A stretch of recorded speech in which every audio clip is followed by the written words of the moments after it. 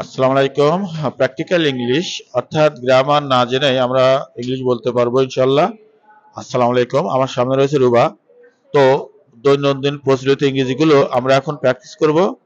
তো রুবা, আগের দিন এর ইংলিশ কি হবে? The day before. The day before. চমৎকার বলেছো, দা ডে বিফোর। আচ্ছা, বসে পড়ো। Take a seat. Take a seat. Ruba চমৎকারভাবে বললো, টেক এ সিট মানে বসে পড়ো। টেক এ সিট, বসে পড়ো। টেক এ সিট, বসে পড়ো। চেষ্টা করে দেখো। Had a try. Had a try, চেষ্টা করে দেখো। Had a try. Had a try তার মানে হচ্ছে চেষ্টা করে দেখো। চমৎকার। ওকে, এখানে এসো। Get here. গেট হেয়ার, এখানে এসো। Gate hair.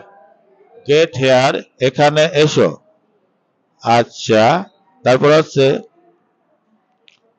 এত ভেবো না। Stop worrying. স্টপ অরিড, এত ভেবো না। স্টপ অরিড, এত ভেবো না। এর ইংরেজি আছে স্টপ অরিড। জোরে বলো। Speak up. স্পিক আপ মানে হচ্ছে জোরে বলো। স্পিক আপ, জোরে বলো। এভাবে যদি আমরা বলি, আস্তে বলো। Speak shortly. Speak shortly, speak slowly, এভাবেও বলা যায়। আচ্ছা, আমি খুব খুশি।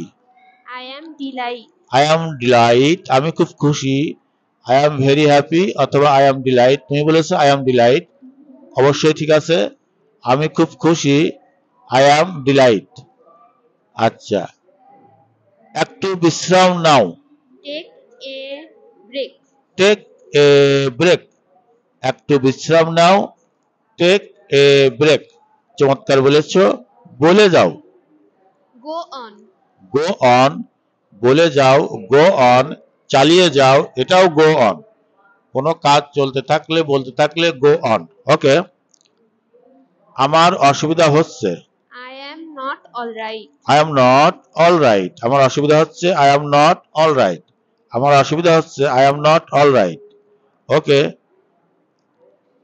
শেষ করে ফেলো। Finish it. এটা শেষ করে ফেলো। ফিনিশ ইট, এটা শেষ করে ফেলো। Finish it. ওকে, দেখে শুনে যাও। Be careful. বি কেয়ারফুল, এরা একটা মানে হতে পারে সতর্ক থেকো। বি কেয়ারফুল, বি কেয়ারফুল, এটা ওর বুদ্ধি। This is her idea. This is her idea, এটা ওর বুদ্ধি। দিস ইজ হার আইডিয়া, এটা ওর বুদ্ধি। This is her idea. Okay, ভালোই হয়েছে তুমি এসেছো। It's good you come. It's good you come, ভালোই হয়েছে তুমি এসেছো। ইটস গুড ইউ কাম, ভালোই হয়েছে তুমি এসেছো। সমস্যার শেষ নেই। No ends of problem. No ends of travels, no ends of travels, no ends of travels, সমস্যার শেষ নেই। নিজের ইচ্ছায়। Of his own accord. Accord, of his own accord, তোমার উচ্চারণটা হবে accord. Of his own accord. Okay, নিজ দায়িত্বে। Of his own account. Of his own account, এখানে খেয়াল করো। নিজের ইচ্ছায় অ্যাকর্ড, আর নিজ দায়িত্বে অ্যাকাউন্ট। আচ্ছা, তো আমাকে বিশ্বাস করো।